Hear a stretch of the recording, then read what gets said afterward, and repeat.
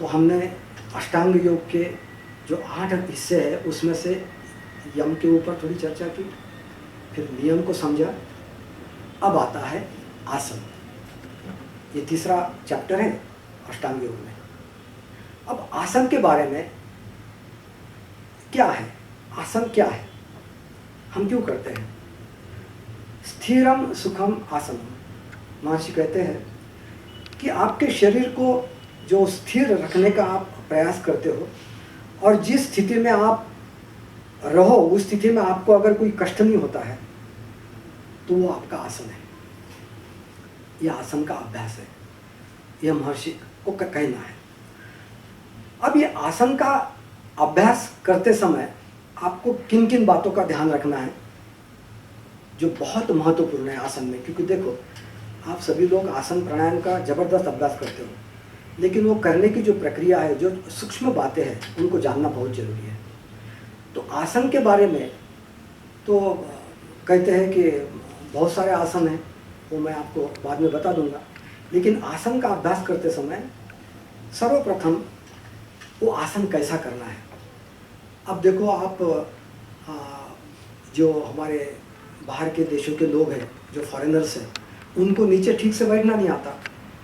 उनके घुटने ऐसे ज़मीन से ऊपर रहते हैं एक एक फुट, क्योंकि उनको नीचे बैठने की आदत नहीं है। तो उसका अभ्यास करना पड़ेगा, क्योंकि ये ध्यान के लिए बहुत ज़रूरी है। तो आसन हम क्यों उसका अभ्यास करते हैं, क्योंकि आसन में हमको शरीर में एक लचीलापन पैदा करना है। हमारे जो जोड़ है उनको ठीक करना है, हमारी जो मांसपेशियां हैं उनमें खिंचाव उत्पन्न करना है, हमारे शरीर में जो रक्त संचार होता है उसको अनुपात में करना है, और शरीर को स्वास्थ्य प्रदान करना है। इसलिए हम आसन का अभ्यास करते हैं, ये उसके पीछे का हेतु है। तो ये करने की भी एक क्रिया है। विहार योग में क्या बताया है, ये आसन कैसा करेंगे, इसमें 4 श्रेणियों में आपको मैं विभाजित करूंगा। सर्वप्रथम आसन का बेस पोज है, प्रारंभिक स्थिति जिसे हम कहते हैं। कोई भी आसन करने के पहले एक स्थिति में आपको आना चाहिए, एकदम आसन शुरू नहीं करना चाहिए, स्टैटिक पोजीशन में आना चाहिए। अब इसके बाद मैं आसन शुरू करूंगा तो एक स्थिति निर्धारित की है हर आसन की। कितने भी आसन हो, हर आसन का एक बेस पोज जरूर होता है, वहाँ आपको स्थिर होना है। उसके बाद आसन की प्रक्रिया में घुसना, आसन का अभ्यास शुरू करना। तीसरी बात, आसन के चरम बिंदु जब आता है वहाँ कुछ देर तक रुकना, वो ठहराव बहुत जरूरी है।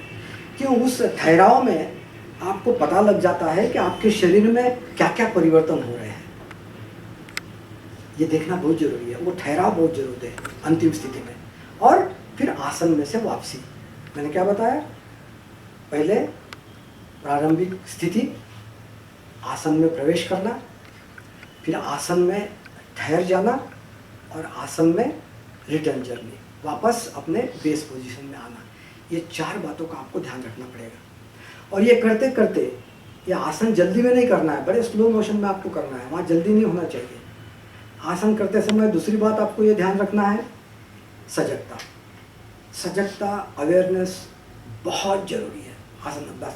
आसन करते समय आप ध्यान और कहीं नहीं रख सकते, क्योंकि आपको आपके शरीर पर ध्यान रखना है कि शरीर में क्या परिवर्तन हो रहे हैं। तो आपको सजग होना पड़ेगा आसन करते समय। और सबसे महत्वपूर्ण बात है आपका ब्रीदिंग, श्वास प्रश्वास, उसमें भी टेक्निक है। सामान्य श्वास लेते हुए आसन कर नहीं सकते। कुछ आसन ऐसे हैं कि जो सामान्य श्वास में भी आप कर सकते हो, लेकिन बहुत सारे ऐसे आसन हैं जिनको आपको you have to synchronize your breathing pattern with the body movement. बहुत जरूरी है। कब सांस लेना, कब सांस को रोकना, कब सांस को छोड़ना, ये बातें बहुत महत्वपूर्ण हैं। तो बेस पोज, आसन में प्रवेश करना, धीरे से अंतिम स्थिति में रुकना, आसन से वापस आ जाना बेस पोज के ऊपर, और ये सब काम सजगता पूर्वक आपको करना है। और उसके बाद आपकी जो श्वास प्रश्वास की जो गति है उसको आपके शरीर की जो मूवमेंट होती है उसके साथ प्रॉपरली कोइंसाइड करना है। ये बहुत महत्वपूर्ण बातें हैं। आसन में तो बहुत है आसन, हमारे स्क्रिप्चर अगर देखो तो 84 लाख आसन है, बताओ 84 लाख आसन। लेकिन हमारे बिहार योग ने उसमें से 84 का चयन किया है जिसके ऊपर हम अभ्यास करते हैं, ओनली 84। तो आपको कौन से आसन करना, कौन से नहीं करना, इसका भी थोड़ा सा ध्यान रखना चाहिए, क्योंकि पड़ोसी भुजंग आसन करता है इसलिए आप भी उसका देख के कर रहे हो, ये कहाँ की बात है। हो सकता है भुजंग आसन आपके शरीर के लिए ठीक नहीं है, कभी कभी डॉक्टर बोलता है कि आपके रीढ़ की हड्डी में समस्या है, और आप सामने झुकने वाले आसन धड़ाके से करते हो क्योंकि पड़ोसी कर रहा है, आपको कोई मार्गदर्शन नहीं कर रहा है। तो आज नहीं, 5 साल बाद, 10 साल बाद उसका अच्छा परिणाम नहीं आएगा, आपके शरीर को तकलीफ हो जाएगी। तो आसन कोई 10, 5, 15 आसन एट ए टाइम कर लो तो कोई आप बहुत बड़े योगी बन गए, ये उसकी परिभाषा नहीं है। आसन वही करो जो आपको आवश्यक है, आपके शरीर को सूट करते हैं, वही आसन का आपको चयन करना चाहिए, और वो भी कोई भार भक्कम नहीं होने चाहिए। मैंने देखा कहीं शिविर में या किसी क्लास में जाता हूँ, अभी 25-25 आसन करवा लेते हो उनसे। क्या ज़रूरत है एक आम आदमी के लिए, क्यों करते हो आप ये इतने आसन, कोई ज़रूरत नहीं। मैं आपको बताता हूँ, स्वामी सत्यानंद जी ने उनके शिष्यों को कहा था कि भैया तू केवल ये 4 आसन करना और 2 प्राणायाम करना, बस खत्म। वो मुझे मुंगेर में मिले थे, एक ही रूम में रुके थे हम, वो सुबह 4 आसन करते थे और 2 प्राणायाम, हो गया उनका अभ्यास। तो बोले हमारे गुरुजी ने हमको बताया है, उनकी उम्र 75 साल की थी, और पिछले 30 साल से 40 साल से केवल वो 4 आसन और 2 प्राणायाम ही कर रहे हैं, और स्वस्थ है, क्योंकि गुरुजी ने बोला यही करो, आपको यह आवश्यक है। उन्होंने उसको 5वां आसन नहीं जोड़ा, जरूरत नहीं है, उतना काफ़ी है, जितना शरीर को जरूरत है उतना ही करो, तो ये आसन में आ जाता है। बहुत महत्वपूर्ण है ये बातें आसन करते समय। अब हम जो उनकी चौथी पादान है अष्टांग योग की, प्राणायाम, अब हम प्राणायाम के ऊपर थोड़ा चर्चा करेंगे। हाँ, प्राणायाम पर जाने के पहले मैं कुछ आपको एक चार्ट दिखाना चाहता हूँ। चार्ट देना इधर, हाँ मेरा वो वस्त्र भी दे दो, वस्त्र भी दे दो। आपका वस्त्र, थैंक यू।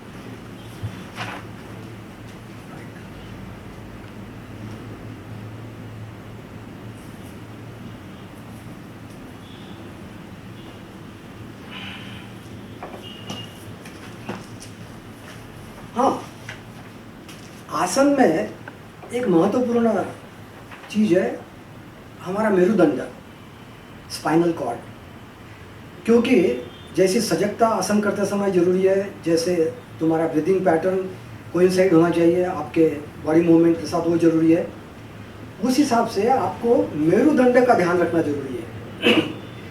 क्योंकि इस मेरुदंड के वजह से ही है, जो हमारा स्पाइनल कॉर्ड जो है उसके वजह से ही बहुत सारी बीमारियां आ जाती है। अगर आपने आपके स्पाइनल कॉर्ड को सशक्त रखा, अच्छा रखा, तो आपकी 30% बीमारियां नष्ट हो जाएगी। ये है मेरुदंड, ये देखिए, ये मेरुदंड का मैं आपको पिक्चर दिखा रहा हूँ, देखिए, देख पाए आप? आपके जीवन में मेरुदंड का इतना महत्व है। मैं तो यहाँ तक कहूँगा, अगर आपको 2 बच्चे हैं तो समझ लेना 3 बच्चे हैं। 2 बच्चे आपके जो है जो असली है, और तीसरा बच्चा आपका है मेरुदंड। इतना उसका आपको ध्यान रखना पड़ेगा। और वो आसन करते समय अगर आप मेरुदंड को ध्यान रखोगे, उसको सशक्त करोगे, तो आपकी बहुत सारी बीमारियाँ इससे ही खत्म हो जाएगी। ये बहुत जरूरी है। अब यम नियम आसन के बाद मुख्य विषय आता है प्राणायाम का, अष्टांग योग में।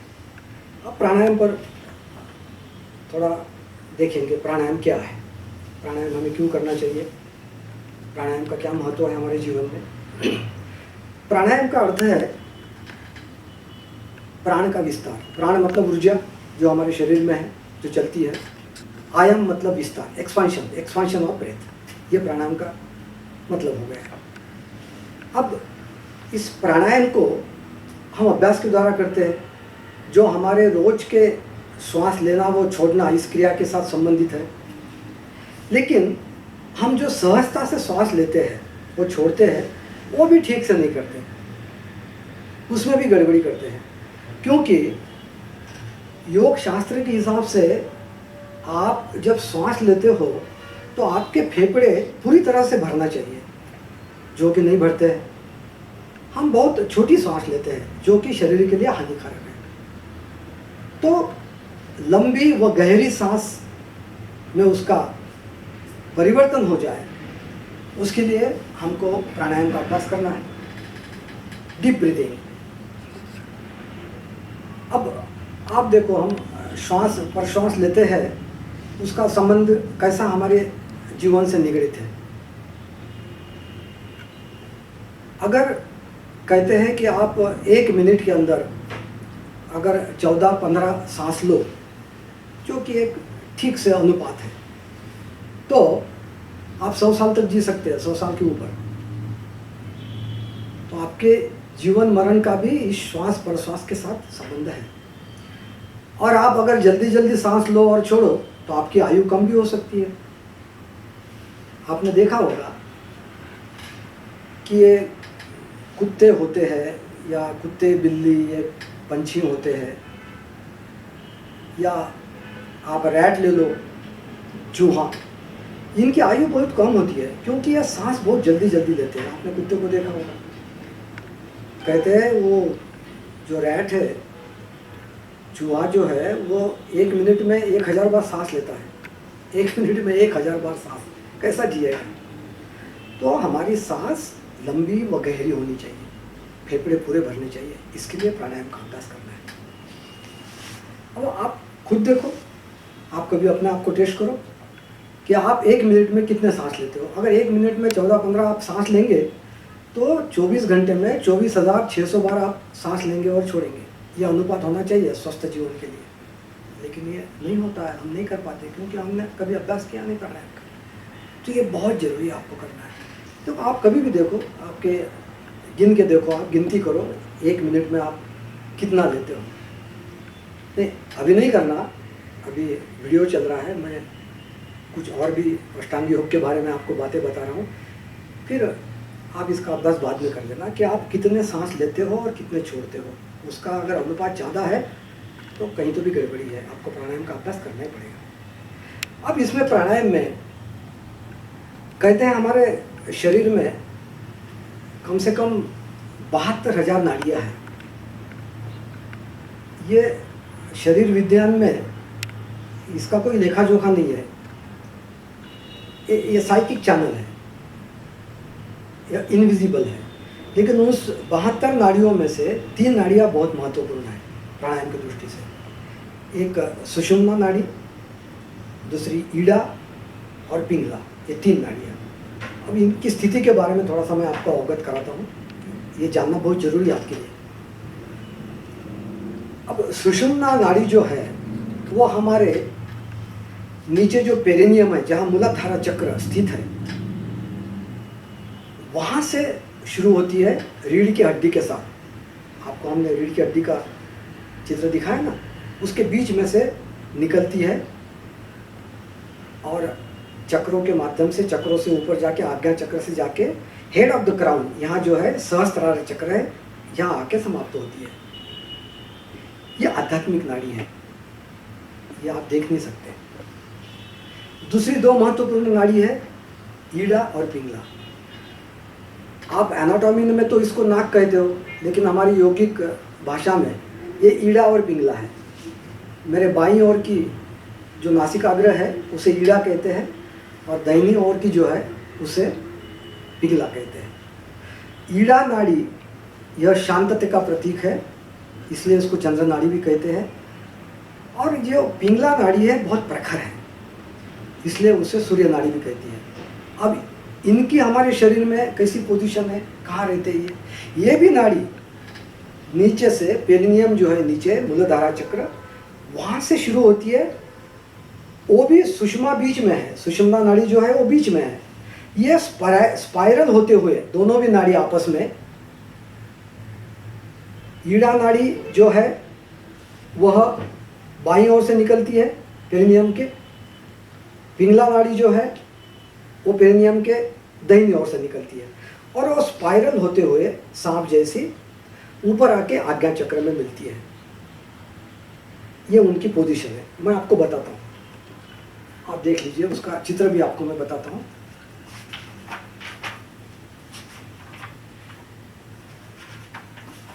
देखिए, बताइए भाई जरा इनको, ये नाड़ियों की स्थिति, ये चित्र देखिए, सुषुम्ना नाड़ी जो है वो सेंटर में है और ईड़ा और पिंगला स्पाइरल होते हुए ऊपर आ रही है। ये पिक्चर है नाड़ियों का।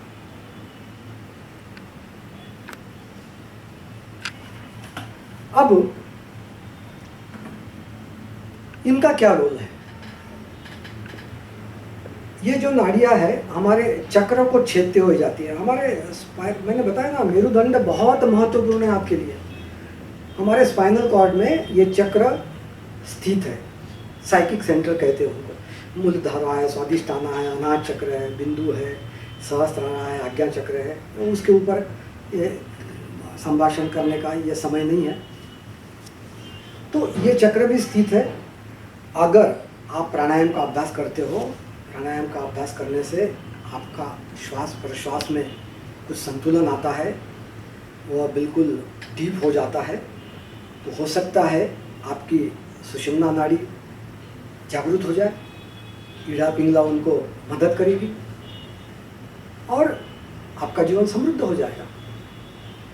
तो ये नाड़ियों को प्रभावित करने के लिए आपको प्राणायाम का अभ्यास करना चाहिए। तो फिर नाड़ियों को प्रभावित क्यों करना?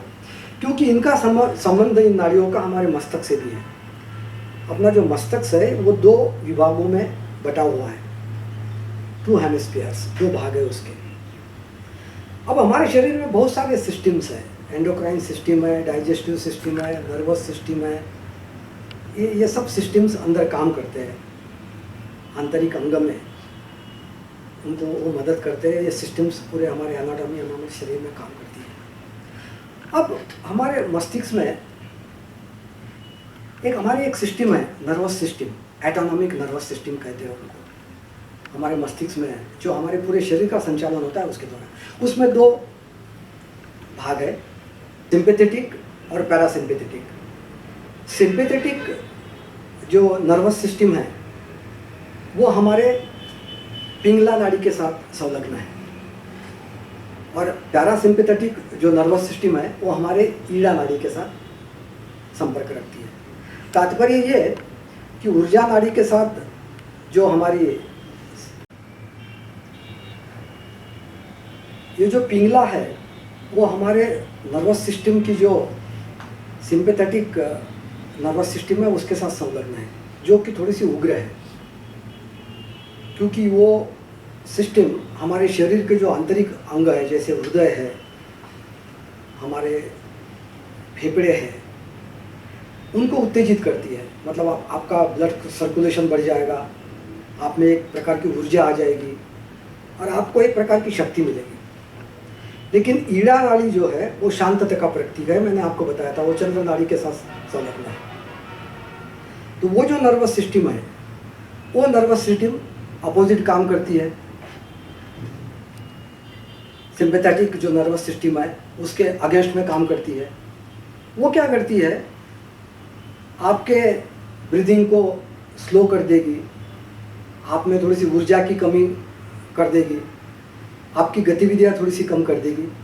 लेकिन ये दोनों भी सिस्टम बहुत महत्वपूर्ण है हमारे शरीर के लिए, क्योंकि वो बैलेंस पैदा करती है। अब ये जो नर्वस सिस्टम है हमारी, वो दोनों ईड़ा पिंगला के साथ जुड़ी हुई है। तो आपने ये देखा होगा ये कैसे काम करते हैं। आप जब खाना खाते हो तब आपकी वो जो नाड़ी है वो नाड़ी पिंगला चालू होनी चाहिए, क्योंकि वो ऊर्जा का प्रतीक है। दाहिनी ओर की नाड़ी चालू होना चाहिए। अगर वो चालू है तो समझ लो आप खाने में ध्यान दे रहे हो। सोते समय पिंगला नाड़ी उत्तेजित रहती है तो आपको अच्छी नींद आएगी। आप कल्पना करो आप सोने जा रहे हो और आपकी दाहिनी नाड़ी जो सूर्य का प्रतीक है वो काम कर रही है, तो आपको नींद नहीं आएगी, क्योंकि वो ऊर्जा की नाड़ी है। आपको खेल कूद करना है तो आपकी पिंगला नाड़ी चालू होनी चाहिए। आपको पढ़ाई करना है तो आपकी ईड़ा नाड़ी चालू होनी चाहिए। ये बहुत महत्वपूर्ण है। ईश्वर ने यह सिस्टम भी दी है, ये विज्ञान भी ऐसा ही कहता है कि हम जो श्वास प्रश्वास की जो क्रिया करते हैं, तो 60 मिनट के लिए या 90 मिनट के लिए एक नाड़ी हमेशा बंद रहती है और एक नाड़ी चालू रहती है और एक नाड़ी बंद होती है। और कभी कभी ऐसा भी समय आता है कि दोनों भी नाड़ियाँ चालू रहती है। तो इसका अर्थ यह है कि आपकी जो सुषुम्ना नाड़ी है वो जागृत हो चुकी है जब दोनों भी नाड़ियाँ चालू रहती है। बड़े बड़े ऋषि महात्माओं की ज़्यादा से ज़्यादा समय तक दोनों भी नाड़ियाँ चालू रहती है। अभी चेक करके देखो, आप देखो, नाक को हाथ लगा के देखो। तो इसकी परीक्षा अभी आप ले सकते हो, अभी कर सकते हो, आप अभी करो। एक नासिकाग्र के ऊपर दबा के रखो और सांस लो, पता लगेगा ये बंद है या चालू है। या इसको आप करोगे, देखो मेरी इस समय वैसे दोनों भी चालू है, पता नहीं क्यों, बाकी एक बंद रहती है और दोनों चालू रहना बहुत अच्छी बात है। तो ये आपको पता लगेगा कि एक नाड़ी चालू है, एक बंद है। स्वामी जी, मेरे तो दोनों ही नाड़ियाँ बंद है। ये तो गजब बता दिया आपने, होना नहीं चाहिए। दोनों भी नाड़ियाँ बंद है मतलब तुम क्या करते हो भाई, कैसा काम चलेगा? ये ठीक नहीं है। दोनों भी नाड़ियाँ बंद है, कुछ तो भी समस्या है आपको। कुछ दवाई ले लो और उसमें से एक नाड़ी चालू कर दो, वो बहुत जरूरी है, एक नाड़ी चालू रहना। तो ये हमारे नाड़ियाँ मस्तक से जुड़ी होने की वजह से क्या होता है कि तुम्हारे पूरे शरीर के ऊपर ठीक से नियंत्रण हो जाता है। इसी वजह से आपको प्राणायाम का अभ्यास निरंतर करना चाहिए ताकि आपके पूरे सिस्टम अच्छे काम करे, मन को शांति मिले, क्योंकि ये सब प्राणायाम आपके मन को उत्तेजित करता है। और प्राणायाम का अभ्यास ध्यान के लिए बहुत आवश्यक है। बिना प्राणायाम का अभ्यास किए अगर आप ध्यान लगाते हो तो मुझे नहीं लगता आपका ध्यान लगेगा, क्योंकि ध्यान में तो श्वास प्रश्वास बहुत महत्वपूर्ण विधि है उसकी। तो आपको ये सीखना पड़ेगा, प्राणायाम का तो अभ्यास आपको करना ही पड़ेगा, क्योंकि ध्यान ये 7वीं विधि है अष्टांग योग में, 7वीं पादान पर है, उसके बाद समाधि है। तो प्राणायाम नहीं करोगे तो ध्यान कैसा लगेगा आपको? अब इस प्राणायाम में एक विधि बहुत और महत्वपूर्ण है, उसका जिक्र करना बहुत जरूरी है। उसको कुंभक कहते हैं। आप जो रोज़मर्रा की ज़िंदगी में काम करते समय आप जो श्वास प्रश्वास लेते हो उसमें रुकने का कोई सवाल नहीं आता, लेकिन ये भी अभ्यास करना चाहिए। सांस लेने के बाद कुछ देर तक सांस को रोक के रखना चाहिए और उसके बाद सांस को छोड़ना चाहिए। तो जो रोक के रखने का अवधि है उसको कुंभक कहते हैं। और ये कुंभक हमारे जीवन में बहुत महत्वपूर्ण है। वो क्यों है? क्योंकि योग शास्त्र में तो कुंभक को प्राणायाम का आत्मा कहते हैं, वो जीवन है, कुंभक ही जीवन है। तो कुंभक का अभ्यास करना चाहिए। और बहुत सारे प्राणायामों की ऐसी विधियां हैं जिसमें कुंभक का भी आपसे अभ्यास कराया जाता है। कुंभक का अभ्यास करना बहुत जरूरी है आपके लिए। तो एक प्राणायाम के बारे में हमने सब जानकारी ली। प्राणायाम का आपको अभ्यास करना चाहिए। हमारे हठ योग प्रदीपिका जो है उसमें महर्षि कहते हैं कि 2 सांसों के बीच का जो समय है उसी को जीवन कहते हैं। तो उस जीवन को हमको जीते आना चाहिए, हमको अच्छी तरह से जीना चाहिए। इसलिए प्राणायाम का अभ्यास बहुत जरूरी है।